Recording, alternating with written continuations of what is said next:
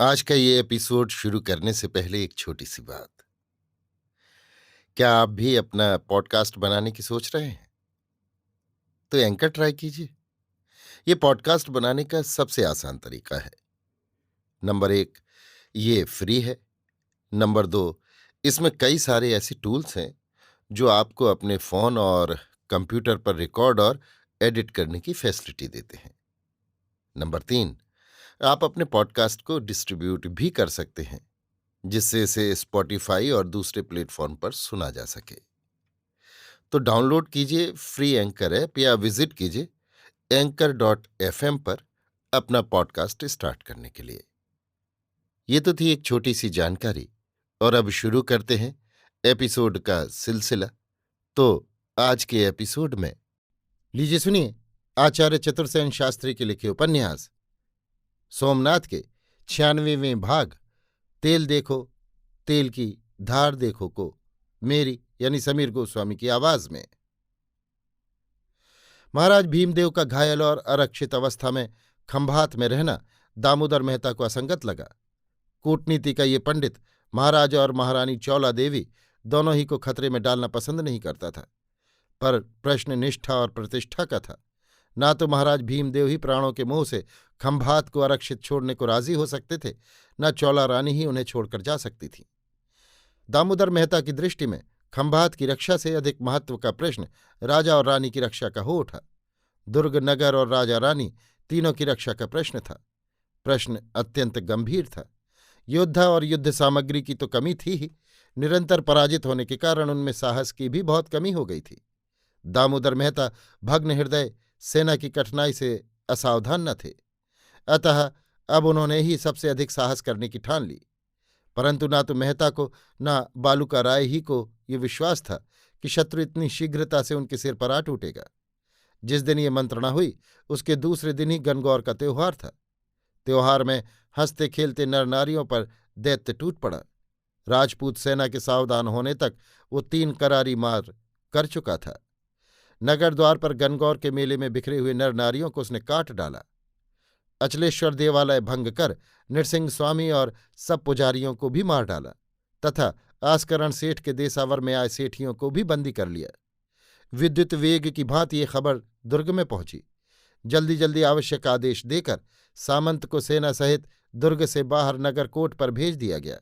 फिर बालूका राय से आवश्यक परामर्श करके दामू मेहता घोड़ा दौड़ाते स्वयं एकाकी ही नगर की ओर दौड़े।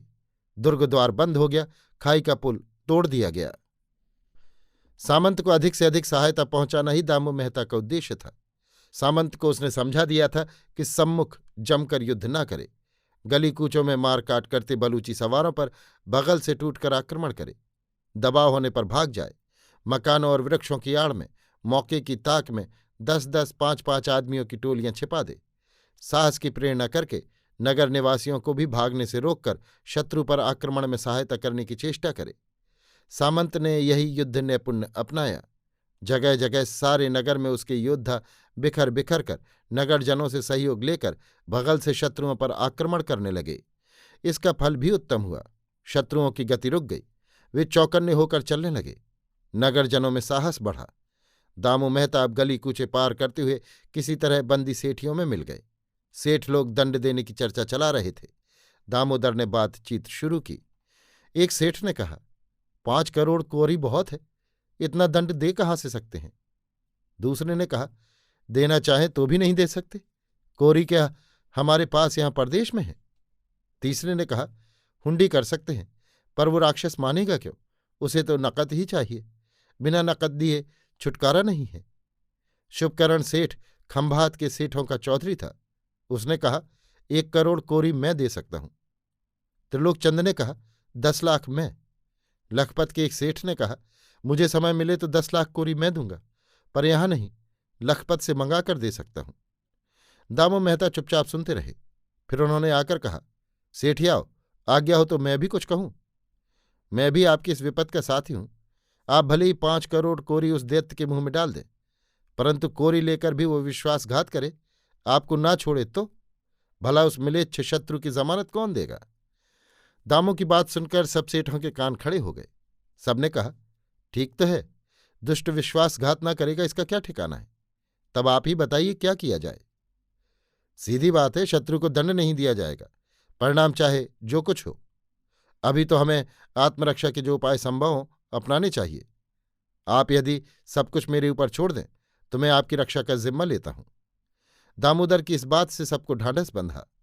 सबने कहा, आप जो कहेंगे हम वही करेंगे। तब ठीक है, अब सब बातों का जवाब आपका प्रतिनिधि होकर मैं ही शत्रु को दूंगा। आप शांत होकर बैठिए। अभी ये सलाह हो ही रही थी कि अमीर के बलूची सेनानायकों ने आकर कहा, सेठियो, अब तुम क्या कहते हो? दाम देते हो या फिर तुम्हारी सबकी गर्दन मारी जाए? दामोदर ने कहा, हमें रात भर सोचने का समय मिले।